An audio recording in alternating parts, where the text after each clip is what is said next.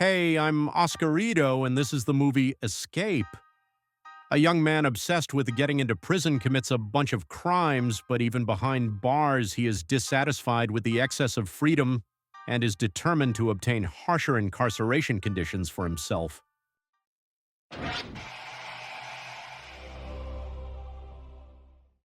The film opens with a call from a nervous, twitchy man named N to the police. He reports a robbery, then rams a bank window with his car. When the police arrive, he asks to be arrested. In the next scene, in the office of psychologist Albert, N listens to a version of the fable about the scorpion and the frog, in which the frog throws the scorpion into the river before the scorpion can sting it. When the time is up, N silently puts on his headphones and leaves. After visiting his sick mother to play Tetris, the young man returns home. There he detachedly goes about his business amid the chatter of his sister Aubrey and the noise in his headphones. At dinner, when she gets tired of his silence, she threatens to stab him with a fork and decorates his head with lettuce leaves. Anne admits he doesn't want to go to the psychologist, but will have to anyway. At the next session, Albert asks if he dreams of his wife. Anne says he wants to change his name. Maybe the name determines destiny. The doctor suggests as an exercise to pick a random passerby on the street and follow them wherever they go. On his way out, Anne chooses the first person he meets. That person makes their way through a wasteland to a bus stop. Without taking off his headphones, Anne diligently clings to him like a burr. The final destination turns out to be a prison located in a deserted area. Anne visits the passport office to apply for a name change. In the process, he imitates the movements of the clerk at the computer, after which he receives the necessary papers to fill out. At home, he tells his sister he wants to have no name at all so no one can call him anything. She retorts by advising him to apply for disability due to mental health. She's used to his whims. In an empty church, Anne meets a pastor, a lover of quieting noisy youth with a precise headbutt. Anne tells the priest that his wife died in a car accident and that he, blaming himself, fell into depression. Only the birdsong in his headphones distracts him from sad thoughts. The psychologist recounts another version of the frog fable to nudge Anne toward the thought, "You need to understand what you want." Anne replies that he wants nothing. He is quietly forming a plan to achieve this. The young man begins breaking the law, vandalizing property by scratching parked cars. Returning with his sister to the passport office, he changes not his name but the numbers in his passport to a single letter. In a supermarket, N behaves erratically, knocking items off shelves. He wants to steal a full cart of groceries, but the alarm does not work, so he has to shout to attract the cashier's attention. Upon leaving the store, he pours the stolen goods onto a car that just arrived with security guards. Despite his confession, they do not want to escalate the conflict. Then N smashes a window with a fire extinguisher to get arrested. At the police station, he is given a copy of the report and sent away. The drunk tank has no room for mentally unstable people. Fearing a baton blow to the face, the detainee leaves. At the hearing for the offense, N behaves quite defiantly, trying through disrespect to the court to get behind bars. But even this he fails to carry through. He is released with a fine. At the exit, N asks his lawyer if he will be jailed if he does not pay. Meeting his sister, N asks to drive. He drives too recklessly, violating traffic rules and threatening to cause another accident like the one that took his wife's life. Despite her pleas, he stages his own need for speed, building a tail of police cars but not braking to guarantee a sentence. After drifting near a gas station, N drops off his sister, then crashes into a pump.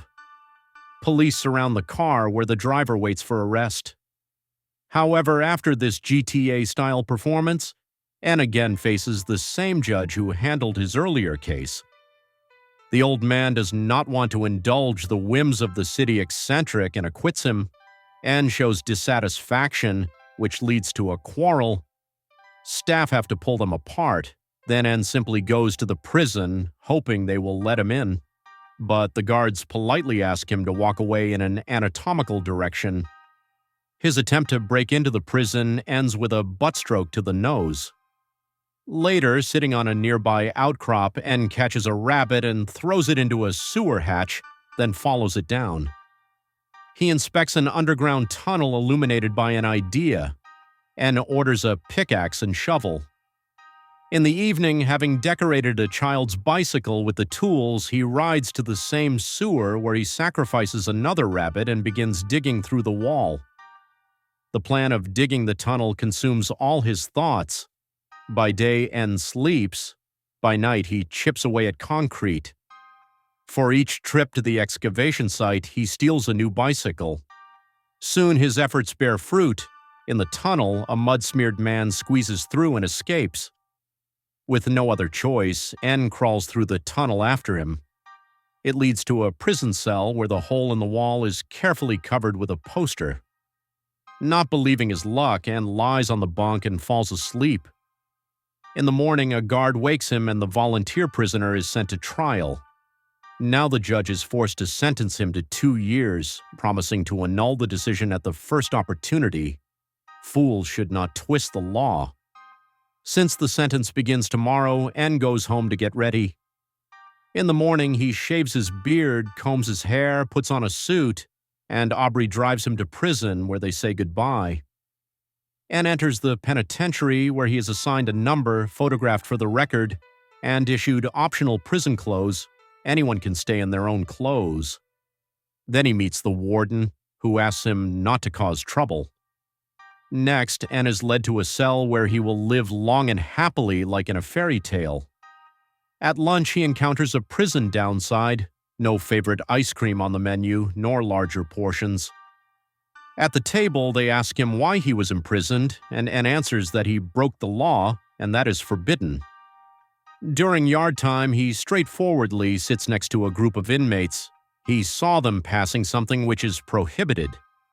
The prisoners move away from the strange newcomer, but one shares what was passed. Taking the parcel, N goes to the toilet to wash out the contents of the paper bag. 2 locals join him there. After a brief conversation, they leave, but soon return with a crowd of angry comrades to teach N a lesson in the intuitive language of physical violence. Guards rush to the noise and see the beaten newcomer surrounded by prisoners. Aubrey, on a visit, tells her brother she will get him out, but he reacts fiercely.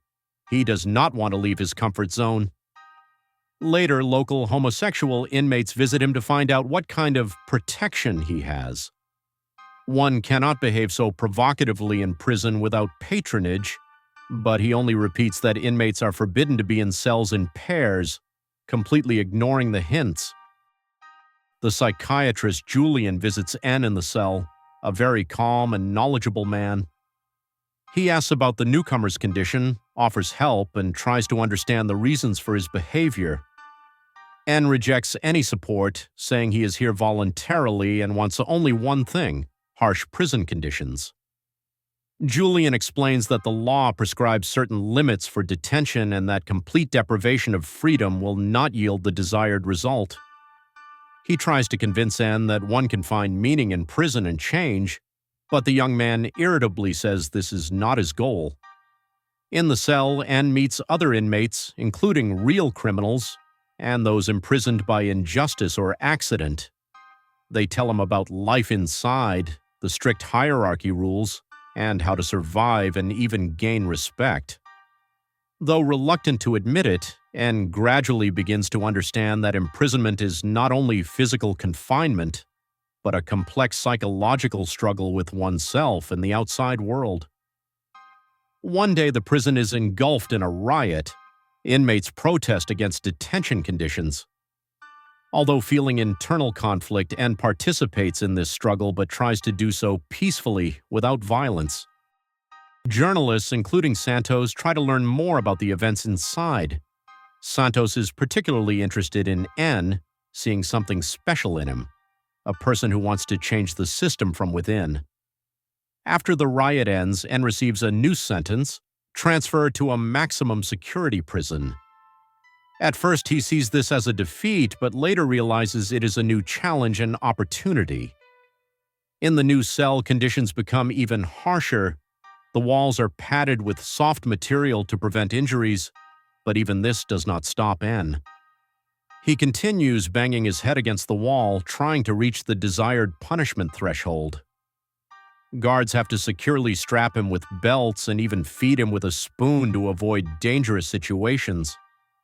At this moment, N realizes that his life is completely controlled by others, but this brings him inner peace. He smiles, feeling he has finally received what he long sought, punishment he deems worthy for his wife's death. The film ends with this bright, though tragic smile, leaving viewers to ponder the nature of freedom, punishment, and inner peace.